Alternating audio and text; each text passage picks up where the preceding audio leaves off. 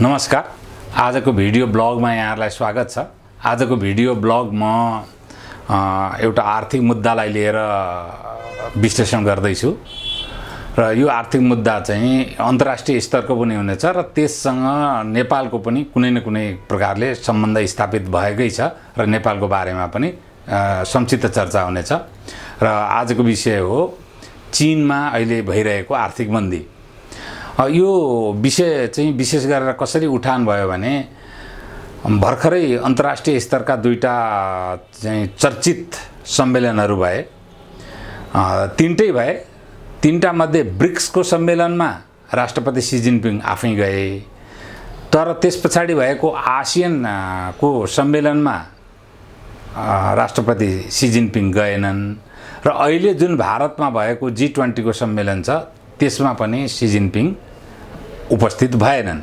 उनको सट्टा चाहिँ त्यहाँका प्रधानमन्त्री ली च्याङ उपस्थित भएका छन् र यो विषयलाई लिएर र अहिले चाइनामा अब जापानिज कम्पनीहरू पनि छन्, युरोपेली कम्पनी पनि छन्, अमेरिकन कम्पनी पनि छन्, संसारका कम्पनीहरू त्यहाँ भइरहेको हुनाले यो चीनको जुन अहिलेको मन्दी छ त्यो मन्दीले एक किसिमले राजनीतिक स्वरूप पनि ग्रहण गर्न थालेको, युवाहरूमा व्यापक रूपमा असन्तुष्टि बढ्दै गएको र त्यसले एउटा सामाजिक र राजनीतिक अनरेस्ट अथवा अस्थिरता पनि निर्माण गर्छ कि भनेर आकलनहरू भइरहेको अवस्थामा राष्ट्रपति सी जिनपिङ चाहिँ देश छोडेर बाहिर नगइरहेको अवस्था छ। र आज म यो भिडियो ब्लगमा चाहिँ त्यही चीनको अहिलेको आर्थिक अवस्था, खास गरिकन यत्रो ठुलो अर्थतन्त्रमा त्यस्तो अवस्था किन आयो भनेर विश्लेषण गर्न गइरहेको छु।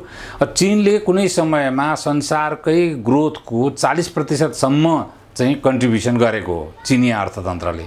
यदि चिनिया अर्थतन्त्रमा आज अपेक्षित ग्रोथ भएन र चिनिया अर्थतन्त्र चाहिँ रिसेसनमा गयो अथवा त्यो चाहिँ मन्दीमा गयो भने संसारभरि त्यसको असर भइ नै हाल्छ।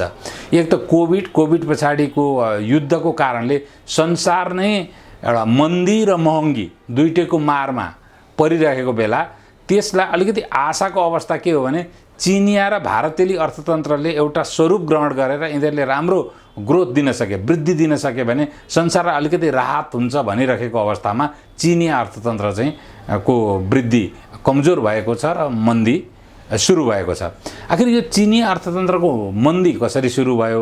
अब चिनिया अर्थतन्त्र त बढेर अहिले मन्दी भोगिरहेको छ। हामीहरू कहिले बढ्दै नबढिकन, कहिले चाहिँ मतलब आर्थिक विकास गर्दै नगरिकन यसको मारमा परेका छौँ र यसमा अलिकति केही चाहिँ चीनको अर्थतन्त्रमा मन्दी भएका कारणहरू नेपालमा पनि अहिले लागू भएर नेपाल पनि ठुलो मन्दीमा छ र एक किसिमले धेरै विश्लेषकहरूले पनि भनिराखेका छन् हामीहरू आर्थिक कारणले राजनैतिक र एउटा सामाजिक सामाजिक अस्थिरता, सामाजिक द्वन्द्व र यसले चाहिँ राजनैतिक स्वरूप पनि ग्रहण गर्यो भने राजनीतिक अस्थिरता र एउटा आन्दोलन र विद्रोहको सम्भावना पनि आउन सक्छ भनेर विश्लेषणहरू भइरहेका छन्।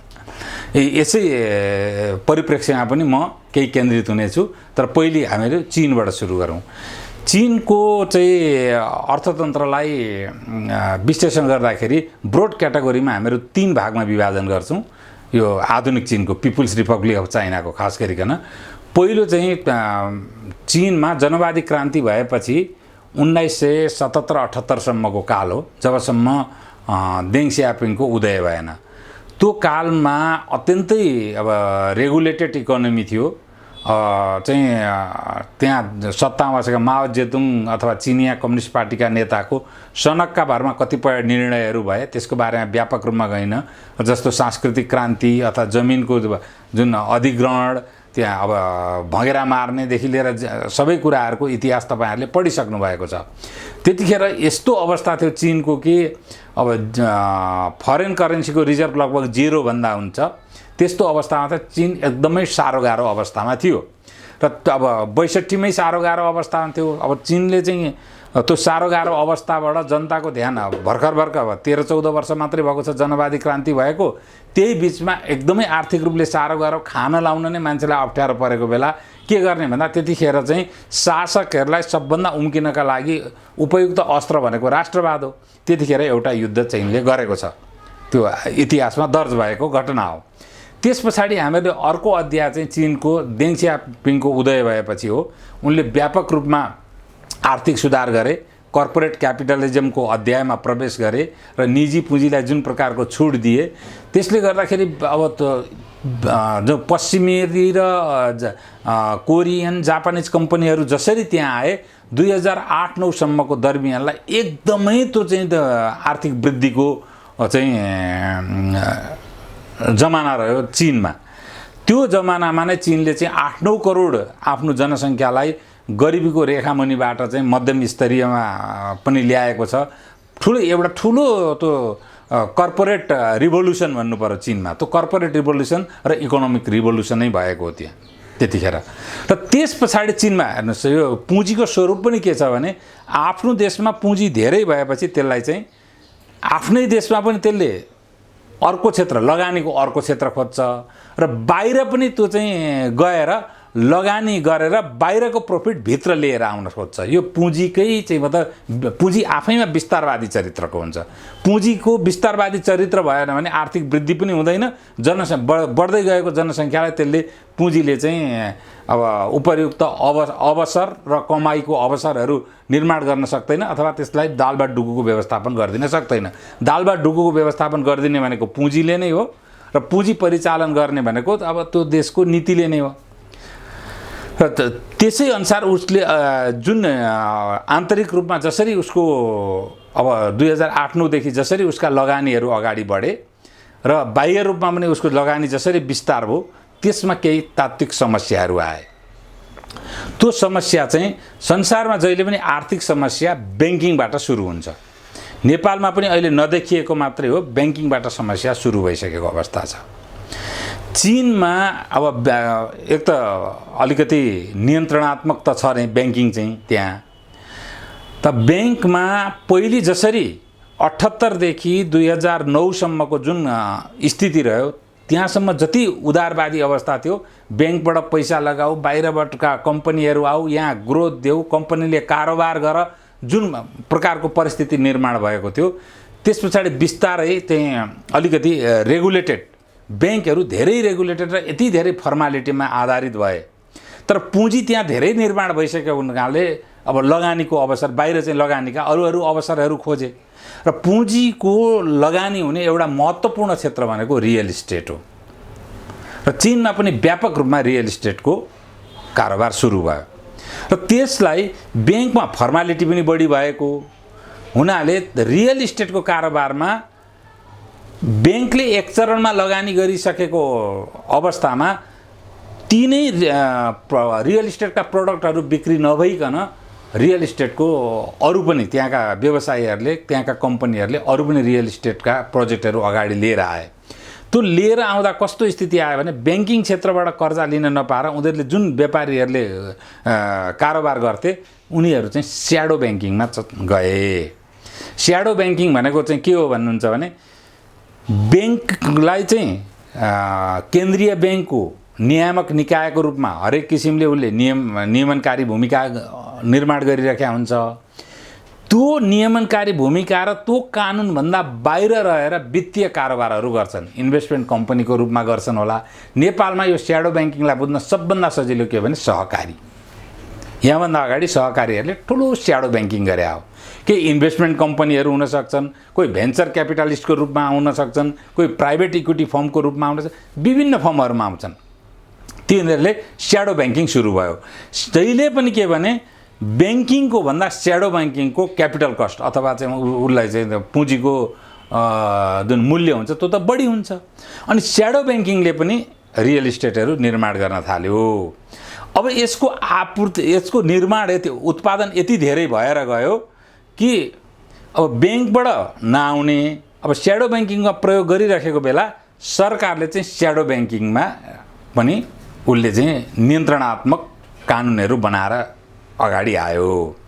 त्यो नियन्त्रणात्मक कानुन बनाएर अगाडि आइसकेपछि ब्याङ्कमा ढिलासुस्ती र ब्याङ्कबाट लिन पनि गाह्रो। फेरि चाइनिज ब्याङ्कहरूले बढी अब अहिले चाहिँ रियल इस्टेटभन्दा आफ्नो कन्सन्ट्रेसन पनि म्यानुफ्याक्चरिङ र चाहिँ मतलब बाहिर रियल इस्टेट भने चाहिँ देशभित्रको मात्रै भयो। चाइनालाई विदेशी मुद्रा बढी कन्सन्ट्रेट गरेर लाग्नुपर्ने, त्यसका लागि चाहिँ इन्डस्ट्रियल उत्पादनहरूमा बढी उसको चाहिँ कन्सन्ट्रेट भयो र ट्रेड लोनमा बढी चाहिँ कन्सन्ट्रेट भए ब्याङ्कहरू। अनि त्यो रियल इस्टेटमा चाहिँ अब सरकारले जुन नखेल कस्यो स्याडो ब्याङ्किङमा, त्यो नखेल कसिसकेपछि व्यापारीहरूले अब के गरे भने नेपालमा जस्तै बुकिङ गर्न थाल्यो। त्यहाँ बुकिङ गरेर 50 लाखको घर छ भने अथवा 60 लाखको घर छ भने म 50 लाखमा दिन्छु भनेर। अब एकतिर पहिले नै बनिसकेको इन्भेन्टरी छ, धेरैवटा चाहिँ मतलब घरहरू बिक्री नभएर बसिरहेका छन्। अर्कातिर त्यो पहिले बनेका घरमा चाहिँ के भने ब्याज पनि थपिँदै गएको छ, त्यसको कस्ट बढ्दै गएको छ। अब नबनेका घरहरू चाहिँ सस्तोमा पाएपछि जनताहरूको निवेश बढेका घरलाई त्यतिकै छोडिदिएर बन्नेवाला घरमा चाहिँ बिल्डर्सहरूमा उनीहरूले निवेश गर्न थाले र जनताबाट पैसा उठाएर उनीहरूले एपार्टमेन्टहरू बनाउन थाले। तर समस्या कहाँनिर आयो भने ती बिक्री नभएका घर पनि त्यही कम्पनीको छ या बन्नेवाला घर पनि त्यसैले बनाउँछु भनेपछि उसले जनताबाट उठाएको पैसाले यता ब्याङ्कको चाहिँ मतलब डेब्ट सर्भिस गरौँ। अब यो चाहिँ मतलब आकाश बेचेका एपार्टमेन्टहरू उसले बनाउन सकेन। यो स्थिति नेपालमा पनि भएको। त्यसले गर्दाखेरि हाउजिङ इन्डस्ट्री लगभग कोल्याप्सको अवस्थामा रह्यो। एकातिर बिक्री नभएर घोस्ट सिटीहरू निर्माण हुन थाले, अर्कोतिर चाहिँ मतलब बिक्री भइसकेका बनेर जनताहरूलाई दिन नसक्ने अवस्था आयो। यसले गर्दाखेरि जनता सित भएको पैसा पनि सकियो, जनताले घर पनि पाएनन्। यसले एउटा सामाजिक समस्याको रूपमा ग्रहण गर्यो र जहिले पनि ब्याङ्किङ र रियल इस्टेटको क्राइसिस चाहिँ लगभग सँगैसँगै आउँछ। रियल इस्टेटलाई अनुत्पादक भनेर जति लखेटे पनि संसारभरि नै रियल इस्टेट एउटा रियल इकोनोमी हो। त्यसकारण रियल इस्टेटलाई यसरी लखेटेर पनि हुँदैन, एउटा एउटा निश्चित मापदण्डसहित अगाडि बढाउनै पर्छ। नेपालमा चाहिँ लखेटेपछि झ्याप्पै ब्रेक लगाइदिने, छोडिदिएपछि पुरै छोडिदिने अनि बारम्बार हेर्नुहोस् तपाईँले 10-12 वर्ष 10-4 वर्षमा रियल इस्टेटले एउटा दुर्घटना भोग्छ। त्यो दुर्घटनाले निश्चित नेपाली जनताहरू पनि दुर्घटना पर्छन् र ब्याङ्किङ क्षेत्र पनि दुर्घटना पर्छ र स्याडो ब्याङ्किङ पनि दुर्घटना पर्छ। अहिलेको नेपालको स्याडो ब्याङ्किङ भनेको कोअपरेटिभ सेक्टर भन्नुहुन्छ, दुर्घटना परेको 1 नम्बर कारण भनेको रियल इस्टेट हो। 1 नम्बर कारण, त्यस पछाडि मात्रै स्टक एक्सचेन्जको कुरा आउँछ।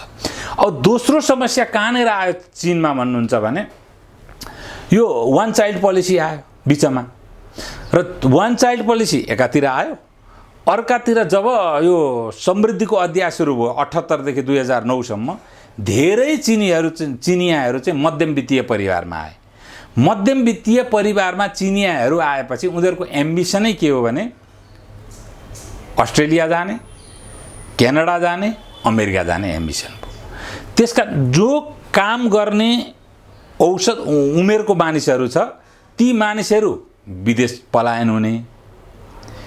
एक त वान चाइल्ड पोलिसीले पुरै चाहिँ मतलब त्यो डेमोग्राफी परिवर्तन गरिदियो। यो दुईटा कारणले अहिले चाहिँ चीनमा मेन पावरको पनि भयङ्कर ठुलो सर्टेज सुरु भइसकेको अवस्था छ। अब मेन पावरको सर्टेज भएपछि यसको ओभरअल कहाँ असर पर्यो भने प्रोडक्टिभिटीमा असर परिरहेको छ।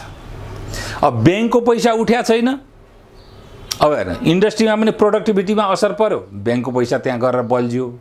रियल इस्टेटमा पनि इन्भेन्टरीहरू बिक्री भएको छैन, ब्याङ्ककै पैसा अल्झेर बसिया छ। र यस्तो स्थिति पनि अब त्यहाँ समाचारहरूमा आए कि ब्याङ्कले चाहिँ आफ्नो खाताबाट चाहिँ जनताहरू पैसा निकाल्न खोज्दाखेरि पनि ब्याङ्कले चाहिँ त्यो चाहिँ निकाल्न पाउँदैन भनेर एउटा सूचना जारी गर्नुपर्ने परिस्थिति आयो। फ्रिज गर्यो ब्याङ्कले कि निकाल्न नपाउने भनेर। यस प्रकारले त्यो चारतिरबाट चिनिया अर्थतन्त्र चाहिँ अहिले रिसेसनको अवस्थामा गइरहेको अवस्था छ। अब त्यो रिसेसनको अवस्थाबाट चीन बाहिर निक्लिएन भने यसको चाहिँ ग्लोबल इम्प्याक्ट झन् भयावहपूर्ण हुन्छ एकदमै। अब के ठुला अर्थतन्त्रहरू एउटा यो अर्थशास्त्रको एउटा विषय कसरी बुझ्नुपर्छ भने अर्थशास्त्रका धेरै विद्वानहरू हुनुहुन्छ, म अर्थशास्त्रको विद्वान त होइन, तर बजारमा बसेको हुनाले पैसाको विज्ञान म बुझ्दछु। यो चीनमा वृद्धि भयो, भारतमा वृद्धि भयो भने, आर्थिक वृद्धि भयो भने त्यसको स्वाभाविक रूपमा सकारात्मक असर नेपालमा पनि पर्छ। यो समाजवादीहरूले अथवा कम्युनिस्टहरूले भने जस्तो एउटा धनी चाहिँ अर्कोलाई गरिब बनाएर मात्रै हुन्छ भन्ने प्रिन्सिपलमा आधारित छैन है। चीन धनी भयो र चीनको आर्थिक वृद्धि राम्रो भयो, भारत धनी भयो र भारतको आर्थिक वृद्धि राम्रो भयो भने हामीलाई त्यसले स्वाभाविक रूपमा राम्रो गर्छ। त्यस्तै गरेर युरोप अमेरिकाको पनि आर्थिक वृद्धि राम्रो भयो भने स्वाभाविक रूपमा त्यो हाम्रा लागि पनि सकारात्मक पक्ष हुन्छ। अहिले युरोप ठुलो समस्यामा गुज्रिरहेको छ, अमेरिकामा पनि आर्थिक मन्दी छ। तपाईँहरूले बजार भाव दिनु अखबारहरूमा हेरिराख्नु भएको छ। अब इन्ट्रेस्ट रेट पनि बढेर कहाँ पुगिसक्यो भनेको त्यो आफैमा चाहिँ मुद्रास्फीति अथवा इन्फ्लेसन हो। अब चीन र भारतको राम्रो आर्थिक वृद्धि भएर संसारमा एउटा चाहिँ स्टेबिलिटी, इकोनोमिक स्टेबिलिटी आउनुपर्ने, ऐन मौकामा रुसले चाहिँ युद्ध सुरु गरेको छ। त्यो युद्धको रकम पनि त काहीँ न काहीँबाट घुमाइ फिराइ तपाईँ हाम्रै जेबबाट जान्छ र चाहिँ भारतको त अहिले ठिकठाकै जस्तो देखिन्छ। तर चीनको चाहिँ रिसेसनमा भएको हुनाले अब आउने चाहिँ मतलब हाम्रा जुन समयहरू छन् ती समय अलिकति अप्ठ्यारा पनि हुन सक्छन्। अब नेपालमा पनि त्यो परिस्थिति छ। अब चीनको बारेमा त मैले त्यो के अरे सल्लाह अथवा मैले विश्लेषण गरेर यो भए हुन्छ चीनको राम्रो भनेर भन्ने कुरो होइन। उहाँहरू आफै सक्षम हुनुहुन्छ छ। चीनसित यथेष्ट मानिसहरू छन्, विज्ञहरू छन्, उनीहरूले काहीँ न काहीँ रूपमा यसलाई व्यवस्थापन गर्छन् भनेर हामीहरूले आशा एवं विश्वास लियौँ। यो जसरी अमेरिकामा पनि 1928 ताकाको डिप्रेसन भनेको ब्याङ्किङबाटै सुरु भएको हो। त्यो डिप्रेसनमा अब एकदमै अप्ठ्यारो परेर मान्छेले आत्महत्या गर्ने सारा होप भन्ने काहीँ अमेरिकनहरूलाई थिँदै थिएन। तर फ्र्याङ्कलिन डिलानो रुजवेल्टको उदयले अमेरिकामा जुन आशा जाग्यो, त्यो आशा जागेर 8-10 वर्षमा बेबी बच्चा जन्मिने बित्तिकै लखपति भएर जन्मियो। त्यतिखेरको लखपति भने ठुलो कुरा। त्यस्तै गरेर अहिले चाहिँ नेपालमा जुन होप पटक्कै नभएको अवस्था छ, यसलाई होपफुल परिस्थितिमा हामीहरूले कसरी चाहिँ मतलब आशावादी परिस्थितिमा परिणत गर्ने, त्यसका लागि रियल इस्टेटलाई पनि जगाउनुपर्छ, अन्य कर्पोरेट सेक्टरलाई पनि जगाउनुपर्छ। डन्डी सिमेन्टहरू सबैको हालत खराब छ, ब्याङ्कहरूको हालत खराब हुने नै वाला छ। अहिले यो चाहिँ मतलब यो विस्फोट नभएको मात्रै अवस्था हो र हरेक किसिमबाट नेपालको आर्थिक दुर्दशा विस्फोट नभएको अवस्था हो। यो विस्फोट भयो भने यसको सबभन्दा पहिलो नकारात्मक असर र कोप भाजनमा पर्ने भनेको राजनीतिक नेतृत्व नै हो। यो कुरो राजनीतिक नेतृत्वलाई हेक्का होस् र सबै क्षेत्रमा कसरी अब आर्थिक वृद्धिको स्थिति स्थापना गरिन्छ र +2 गरेको विद्यार्थी नै आज जसरी बाहिर जान थालेका छन्।